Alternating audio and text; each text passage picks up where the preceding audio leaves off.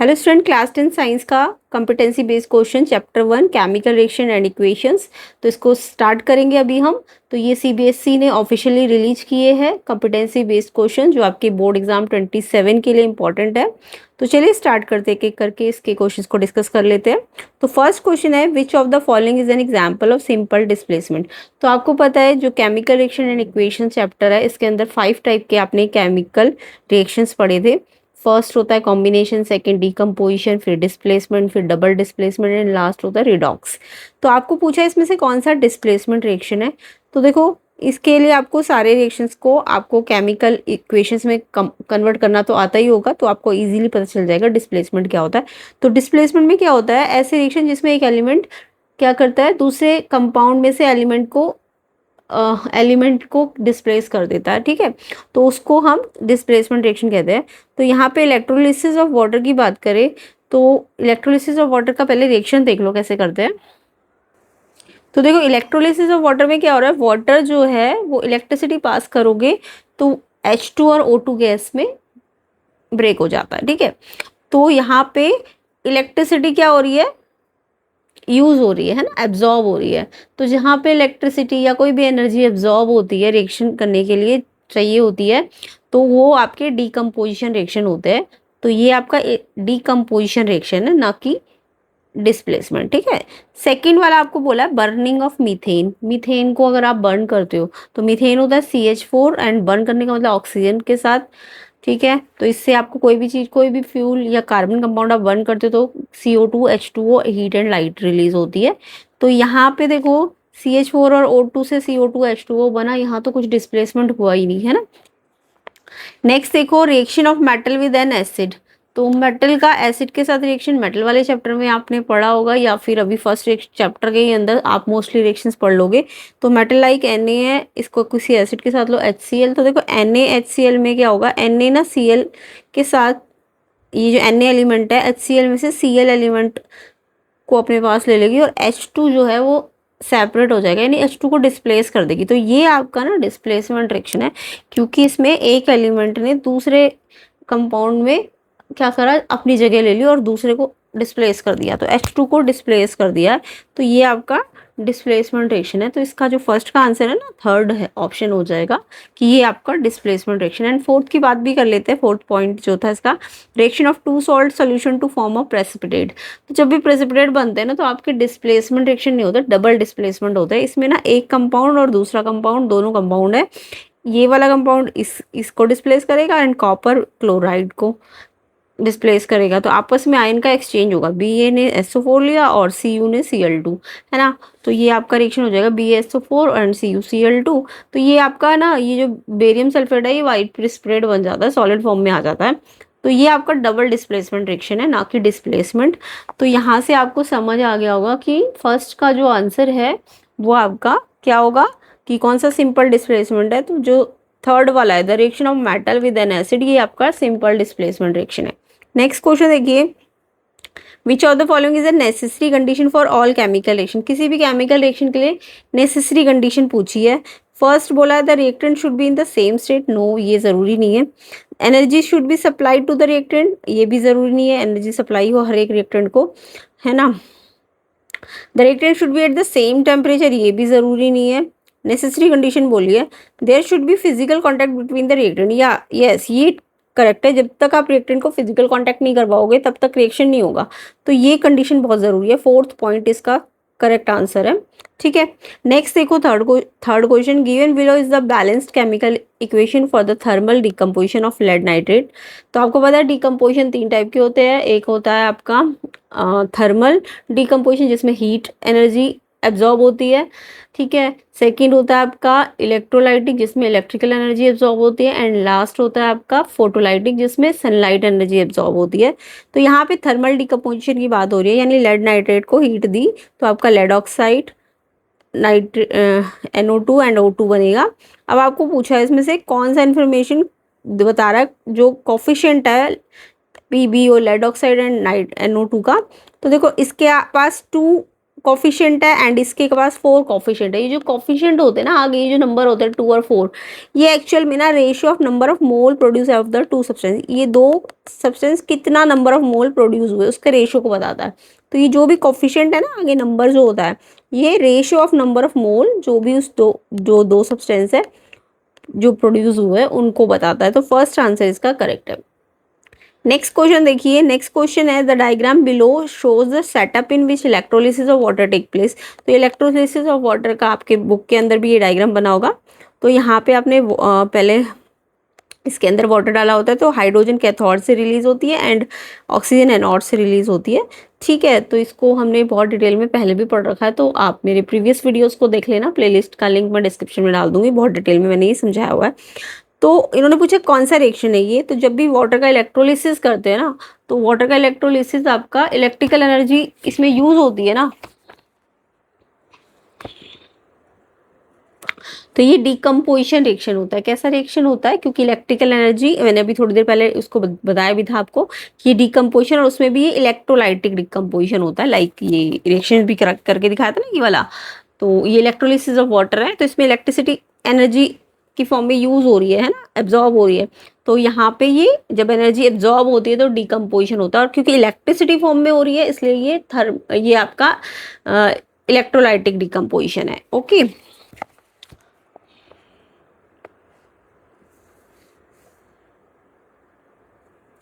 तो इसका आंसर क्या होगा, कौन सा रिएक्शन है यहाँ पे जो डायग्राम में है, यहाँ पे डिकम्पोजिशन, इलेक्ट्रोलाइटिक डिकम्पोजिशन रिएक्शन है। नेक्स्ट पूछा है इसमें क्वेश्चन में, explain why this is an example of endothermic reaction. ये रिएक्शन में एंडोथर्मिक रिएक्शन क्यों है? एंडोथर्मिक किसे कहते हैं? जिसमें ऐसे रिएक्शन जिनमें एनर्जी एब्जॉर्ब होती है। ठीक है, एंडो मतलब एनर्जी एब्जॉर्ब होती है। ठीक है, तो क्योंकि आपने रिएक्शन भी मैंने बताया कि इसमें एनर्जी जो होती है ना in the form of electrical energy absorb हो रही है। जब भी डिकम्पोजिशन ऑफ वाटर होता है तो इलेक्ट्रिकल एनर्जी एब्जॉर्ब कराई जाती है। तो इस रीजन से ये क्या है, ये एक एंडोथर्मिक रिएक्शन है। क्लियर? और बाकी रिएक्शन करके दिखाना था, तो ये मैंने आपको पहले भी बता दिया। वाटर को इलेक्ट्रिसिटी दोगे H2 और O2 में ये ब्रेक हो जाता है। नेक्स्ट क्वेश्चन देखो, तो ये क्वेश्चन आपके इम्पॉर्टेंट है क्योंकि CBSE ने ऑफिशियली रिलीज किया है ये कॉम्पिटेंसी बेस्ड क्वेश्चन। तो आपके क्वेश्चंस बुक में से डायरेक्ट नहीं आएंगे, आपको क्वेश्चन से रिलेटेड आपको एक्स्ट्रा चीज़ें पूछ सकते हैं। तो थोड़ा सा मतलब पहले तो डेफिनेशन फॉर्म में या क्वेश्चन फॉर्म में आते थे, अब कॉम्पिटेंसी बेस्ड क्वेश्चन 50% आएंगे, तो इसलिए ये इंपॉर्टेंट है। ठीक है, ऐसे ही हर एक चैप्टर के कॉम्पिटेंसी बेस्ड क्वेश्चन आपको मिलेंगे। प्लेलिस्ट का लिंक मैं डिस्क्रिप्शन में डालूंगी, तो उनको आप एक एक करके देख लेना, जो आने वाली प्रीवियस जो नेक्स्ट वीडियोज़ बनेंगी उनमें आएंगे। क्वेश्चन 5 देखिए, 8 identical iron blocks placed on the ground in the two arrangement X and Y। तो देखो X पे जो है आयरन जो ब्लॉक के अरेंजमेंट है उसको ऐसे रखा गया है, और Y में ऐसे रखा गया है। ठीक है, अब पूछा है कि इसमें हमने क्या करा, ब्लॉक को क्या करा, मॉइस्ट कर दिया पानी छिड़क के। ठीक है, कुछ घंटों में हम पानी छिड़क रहे हैं। तो पूछा है कौन सा अरेंजमेंट है likely to gather more rust after 10 days. 10 दिन के बाद किस में ज़्यादा रस्ट लगेगा? तो आपको पता है ना, आयरन की कोई भी चीज़ आप एयर और वाटर के कॉन्टैक्ट में लाते हो तो उसमें रस्ट लग जाता है ना। तो रस्टिंग का रिएक्शन भी किया होगा आपने। तो इसमें पूछा है कि अगर X और Y दोनों में पानी छिड़क रहे हो 10 दिन के बाद किस में ज़्यादा रस्ट लगेगा, इस वाले अरेंजमेंट में कि इस वाले में? तो देखो X अरेंजमेंट में मेरे को क्या दिख रहा है कि इसका जो सरफेस है ना वो वाटर के कांटेक्ट में थोड़ा कम आ रहा है, जबकि इधर से देख रहे हो आप, तो इधर से देखो ये वाला फेस भी वाटर के कांटेक्ट में आ रहा है, ये वाला फेस भी, एक 4 फेसेस ये साइडों के और एक अपर फेस। तो नीचे का फेस सबसे छोटा है जो रस्ट के कांटेक्ट में नहीं आ रहा होगा, है ना। इसमें ज़्यादा सरफेस जो है आपका वाटर के कांटेक्ट में आ रहा होगा। तो क्योंकि रस्ट जो है एक सरफेस फिनोमिना है, तो रस्ट ज़्यादा किस में लगा होगा, वाई में लगा होगा, क्योंकि ये इसमें जो फेसेस है ना, जो ज़्यादा जो फेसेस है वो वाटर के कांटेक्ट में आ रहे होंगे। तो इसमें आपको ऐसे लिखना था। तो फर्स्ट तो इन्होंने पूछा है कि कौन सा अरेंजमेंट ज़्यादा रस्ट लेगा, तो अरेंजमेंट वाई में ज़्यादा रस्ट लगेगा। रस्टिंग एक सरफेस फिनोमिना होता है। Okay, arrangement of Y has a larger surface area, जो कि एयर में एक्सपोज हो रहा है, एयर के तरफ ज़्यादा एक्सपोज्ड एरिया है इसमें, ठीक है, तो इसलिए इसमें ज़्यादा रस लगेगा। नेक्स्ट क्वेश्चन देखिए, नेक्स्ट क्वेश्चन है आपका, the following chemical equation does not represent a chemical reaction that can take place. इसमें रिएक्शन दिया है 3Fe + 4H2O गिव्स Fe3O4। तो यहाँ पे पूछे state what needs to be change in the equation above for it to represent the correct reaction between Fe and H2O। तो ये जो केमिकल रिएक्शन है ना, ये गलत है, मतलब एक तरह से ये रिप्रेजेंट नहीं कर रहा केमिकल रिएक्शन। तो क्या करना पड़ेगा आपको चेंजेस कि ये एक रिएक्शन कंप्लीट सही से हो जाए। तो इसमें जो water should be in the form of steam not liquid. देखो वाटर जो है ना, इसमें लिक्विड फॉर्म में दिया हुआ है, एल मतलब लिक्विड। तो ये आयरन में ना, आयरन क्योंकि moderate reactive medium reactive metal है, तो इसमें जो वाटर है ना वो लिक्विड फॉर्म में नहीं आना चाहिए, स्टीम फॉर्म में आना चाहिए, तभी वो रिएक्ट कर पाएगा आयरन के साथ और Fe3O4 बनेगा। तो जो आपको लिखना है कि वाटर जो है ना should be in the form of steam not liquid. Liquid form में नहीं होना चाहिए क्योंकि आयरन है, तो आयरन में स्टीम फॉर्म में वाटर आना चाहिए, इसलिए लिक्विड नहीं होना चाहिए था। नेक्स्ट देखो 7th, Tripti mix an aqueous solution of sodium sulphate and an aqueous solution of copper chloride, will this lead to a double displacement reaction. तो Na2SO4 और कॉपर क्लोराइड को अगर आप रिएक्शन को, दोनों सोल्यूशंस है, इनको अगर रिएक्ट करते तो क्या डबल डिस्प्लेसमेंट रिएक्शन होगा। तो यस, दो सोल्यूशंस को अगर मैं रिएक्ट कराती हूँ तो वो आयन एक्सचेंज करते हैं, लेकिन यहाँ पे क्या है, एक Na2SO4 है और एक CuCl2 है, और इसको मिक्स कर दिया ना, एक्वस सोल्यूशन में मिक्स कर दिया NaCl और CuSO4।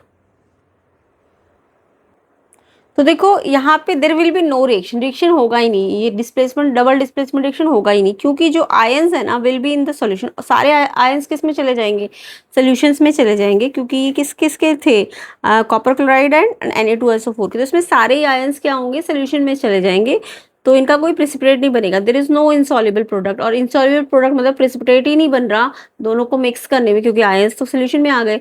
तो जब प्रेसिपिटेट नहीं बनते हैं तो डबल डिस्प्लेसमेंट रिएक्शन नहीं होगा, ठीक है, क्योंकि डबल डिस्प्लेसमेंट तभी होता है जब प्रेसिपिटेट बनते हैं, सॉलिड फॉर्म बनती है, और क्योंकि आयंस यहाँ पे सोल्यूशन में आ चुके हैं तो कोई सॉलिड फॉर्म बनेंगी ही नहीं, है ना। तो इसलिए यहाँ पे प्रेसिपिटेट नहीं बनेंगे, और प्रेसिपिटेट नहीं बनेंगे तो इसलिए ये एक डबल डिस्प्लेसमेंट रिएक्शन नहीं होगा, तो कोई रिएक्शन नहीं होगा। ओके, नेक्स्ट देखो, नेक्स्ट क्वेश्चन है आपका 8th question. Dilip was comparing combination reaction with decomposition reaction. Which class of chemical substance may be the product of a decomposition reaction but not a product of combination? तो उसने combination को decomposition reaction के साथ compare किया, तो कौन सा chemical substance की क्लास है जो प्रोडक्ट ऑफ डिकम्पोजिशन हो सकती है बट कॉम्बिनेशन नहीं हो सकती है। तो इसमें कुछ रिएक्शंस बताने हैं जो कॉम्बिनेशन नहीं हो सकते बट डिकम्पोजिशन हो सकते हैं, लाइक हाँ, तो कौन सी क्लास है जो मतलब कॉम्बिनेशन रिएक्शन शो करेंगे, तो इसमें इसका आंसर है एलिमेंट वाली जो क्लास होती है, ठीक है, तो एलिमेंट है इसका आंसर। नेक्स्ट देखो, right the balance chemical equation of any one reaction that can not be classified combination, decomposition, simple displacement और डबल डिस्प्लेसमेंट। मतलब ऐसे केमिकल रिएक्शन जो ना तो कॉम्बिनेशन हो, ना डिकम्पोजिशन हो, ना सिंपल डिस्प्लेसमेंट और ना ही डबल डिस्प्लेसमेंट। तो इसमें आपके जो एंडो या एक्सो वाले होंगे ना, वो वाले आप कर सकते हो। जैसे मीथेन को बर्न किया तो हीट एंड लाइट रिलीज होती है, ये वाले है ना। 6CO2 6H2O से जिससे ग्लूकोज बनता है एंड O2 रिलीज होती है, तो ये वाली रिएक्शंस है ना, ये क्या है, ये फोटोसिंथेसिस होती है ना, तो ये आपके इन चारों कैटेगरी में नहीं आएंगे। ओके, नेक्स्ट क्वेश्चन देखिए, नेक्स्ट क्वेश्चन है आपका 10th question. Tina find a paper covered with a white substance in a chemistry lab, she keeps the paper near the window of the lab and come back to pick it up after 5 hours to take it home. She noticed that the white substance had turned grey but could be the most likely substance on the paper that Tina find. Substance change from white to grey हो गया है, तो chemical equation और एक application बताओ इस property की। तो यस, इसमें जब भी आपका वाइट टू ग्रे हुआ है और उसके अलावा वाइट सब्सटेंस था ना पहले और वो ग्रे हो गया है, तो इसका मतलब यहाँ पे रिएक्शन एक तरह से जो सिल्वर क्लोराइड वाले रिएक्शन होते हैं ना वो कर रहे हैं, क्योंकि सिल्वर पहले वाइट होता है फिर ग्रे हो जाता है। इसमें सिल्वर क्लोराइड एक या तो AgCl लिया होगा उसने या सिल्वर ब्रोमाइड लिया होगा AgBr। रिएक्शन होगा 2AgCl gives 2Ag plus Cl2। ये इसके लिए आपको सनलाइट देना पड़ेगा, है ना, या फिर 2AgBr, इसको भी सनलाइट UV रेज देनी पड़ेगी, तो आपका 2Ag और Br2 बन जाएगा। बाकी इस रिएक्शन का नाम, एप्लीकेशन पूछिए कहाँ पे यूज़ होते हैं ये रिएक्शन, तो ये ब्लैक एंड वाइट फोटोग्राफी में रिएक्शन यूज़ होते हैं और ये एक तरह से फोटोलाइटिक डिकम्पोजिशन रिएक्शन होते हैं। क्लियर। तो यहाँ पे हमारे ये 10 क्वेश्चंस तक कंप्लीट हो गए चैप्टर 1 के कॉम्पिटेंसी बेस्ड क्वेश्चन। तो नेक्स्ट वीडियो में हम चैप्टर 2 का कॉम्पिटेंसी बेस्ड क्वेश्चन करेंगे। ये इसके आंसर आप चाहो तो मैच भी कर सकते हो, तो मैंने डिटेल में समझा भी दिए और आप इनको नोट भी कर सकते हो। एंड PDF चाहते हो तो लिंक मैं डिस्क्रिप्शन में डाल दूंगी, कमेंट पे PDF लिख देना, ठीक है। तो ये आपके सारे इसके आंसर्स है।